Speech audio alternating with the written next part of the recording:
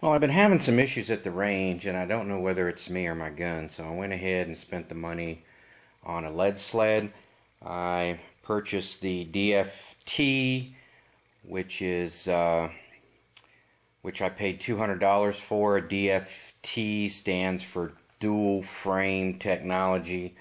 I don't know, I really didn't need the premium one, but if you look in the photograph, you can see two tubes going down there connecting the back rest to the front. So anyway, I'm going to put this together, take it to the range, do a little review on it, and give you my opinion of this guy, see if it was worth the $200 I paid for it. Well, everything is here according to the assembly instructions, so the only thing different from the picture is these bolts here were assembled. That is, the washer and the nut was attached. This guy was assembled here. The bar and the lock was assembled. The pad was separate. But besides that, everything's here. I'm not going to do a step-by-step put it together.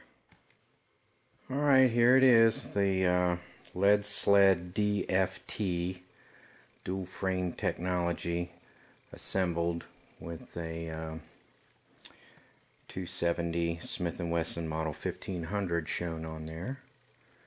So that's how it's going to sit when I fire the 270. I think some of my other guns are shorter. Let's see.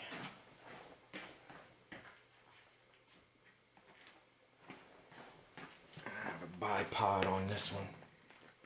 Let's see.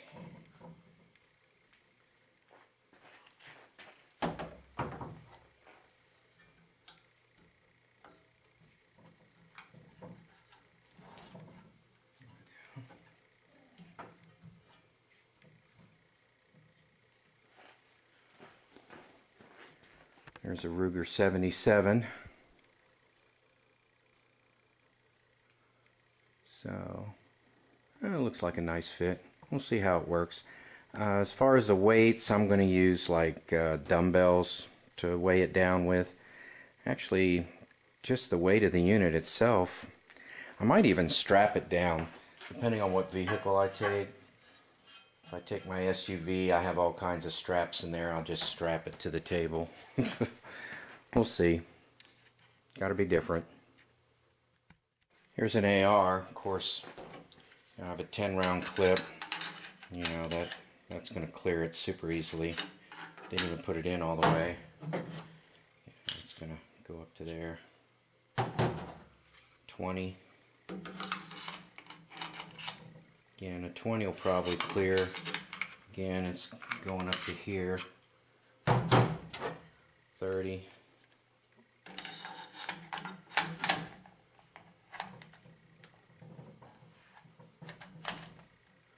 Yeah, 30 will work too. No problem. Again, it's going up to here, so it's good for the ARs. I'm at the range. I'm probably trying to do too much. I've got a new load I'm trying to develop for my rifle. Got the chronograph set up, check the speed, and I have my new lead sled. This is the dual tube technology. Paid $100 for it. So I've got it all sighted in. Best I can tell, I won't shoot the chronograph when I fire it. So I'll probably fire a couple test rounds and then start taping. Also, I have it strapped down instead of putting like lead on there or weights, dumbbells or whatever like that, just because it's just easier for me to do that. So let me fire this thing. Well, I started off at 1,866 feet per second, and it progressively dropped down to 1,803. Alright, so here was my first round. I just fired it where it was resting, and then I deliberately tried to line it up when I saw it was on the vertical. And this was my other grouping. I don't know what order it was in. I'm pretty sure that was number 2, because I ran down here to look at it. But between then and now, my memory's a little off, so got a pretty nice tight group. This is 25 yards. It's a 357 Magnum and a Ruger M77. So let me keep shooting, then maybe I'll take it out to 100 yards. So what I'm really doing is I'm going for speed. Anytime I use a light bullet like a 125 grain, I try and pump those suckers up. And you notice I have it marked as rifle because it is pumped up. I don't want to really put that speed through a revolver. All I have is 4-inch revolvers anyway. And I'm using IMR powder. I like that the best. I like pretty much all the DuPont powders. So a lot of people like Unique. I don't know, it's what I was raised on. So I'm shooting the XTP. Oops. That's really not what I want for shooting things other than paper. This is just a fun round that I want to have to help me practice my 100-yard shots. So this is just having fun with it. So I have my 50 rounds and I'm going to start firing them off. So what I'm going to do is just record a couple rounds from different angles.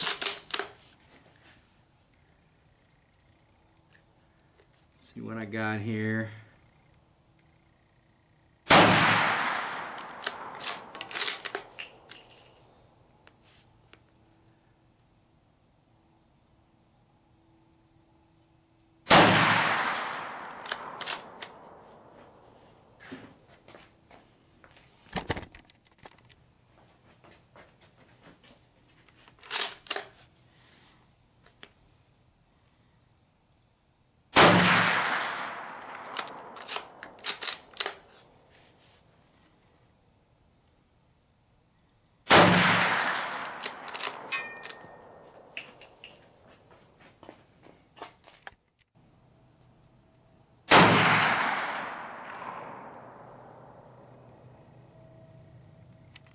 The camera work on that last shot wasn't all that great, but as you can see, it's really holding a really tight group, so I'm going to go ahead and move out to 100 yards and see what it'll do. Well, I'm losing daylight, so I'm going to go ahead and just shoot a few more rounds. And this lane doesn't have a 50 and 75, so I went right out to the 100.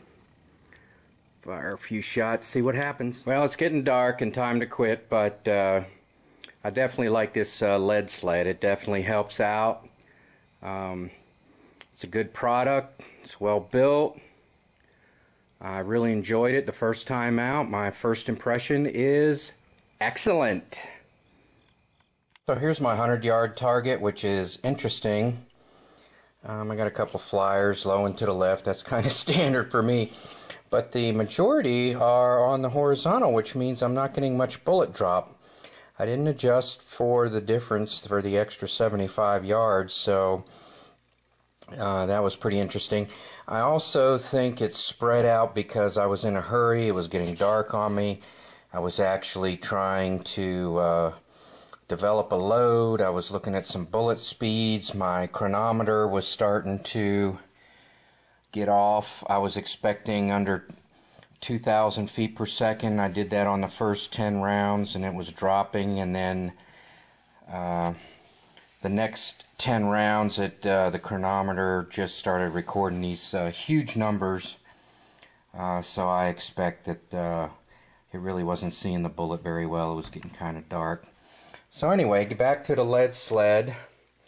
I'm pretty much happy with this one. This is the dual tube one. It's about $200 retail plus tax.